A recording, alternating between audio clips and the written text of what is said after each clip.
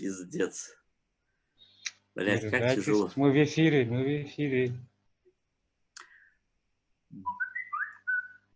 Начинаем. И снова здравствуйте, добрый вечер.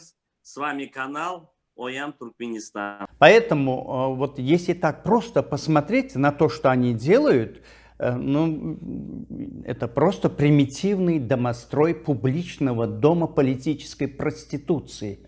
Теперь откуда появились Максат Сапармурадов и этот Равшан Кылычев? И кто же его предложил? Оказывается, его предложил Какамурат Хыдыров. Откуда появилась эта неизвестная личность, который до 2002 или 2004 года работал в прокуратуре, сажал? Вы можете поверить, что человек, имея юридическое образование, будучи работником прокуратуры в прошлом и, как он говорит, блестяще закончившим, значит, университет, он не знает каких-то законов и совершенно, значит, спонтанно, можно сказать, даже ошибочно он попадает, и там он как-то вот дерется, значит, и 9 человек турков не справляется с ним.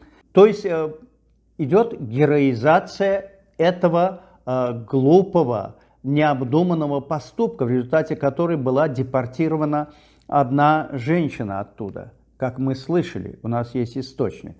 То есть человеку нужна история для того, чтобы здесь, в Европе, он мог, так сказать, натурализоваться. И у меня, естественно, возникает вопрос, чем занимается этот вопрос и зачем он появился, потому что почти что 20 лет его не было, откуда он взялся.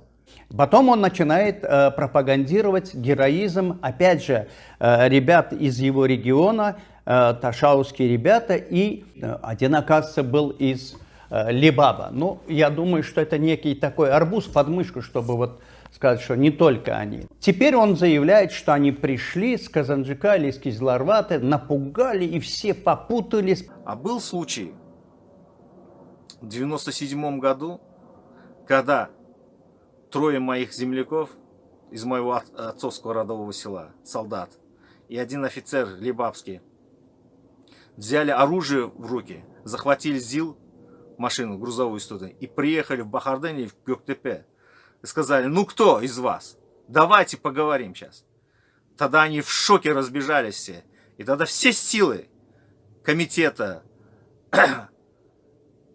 войсковые части, понимаете, они уничтожили этих ребят. Потому что они вообще, они были в шоке, что кто-то им подаст против них голос. Это тогда были ростки расизма Göktepinskого, понимаете?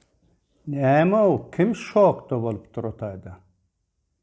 Какамурат, сен ağzından çıkan gurun kulağın eşitiyem ha? Сен нема, балабол му натуральный? Во-первых, там не все погибли. Один выжил, твой тезка из твоего села, Какамурат, на зоне его звали Какыш. Ему дали расстрел, но он попал под мораторий. А потом он такой счастливчик, ему еще раз половинили. Он отсидел 12 лет, вышел. Если ты так скучаешь по нему, иди попроси своих кураторов, они тебя отпустят. Он сидит на 8 снова за трамадол. А потом, что такое там, ты знаешь, они напились там в Казанджике, у них перед Бахарденом уже весь кайф прошел, улетучился.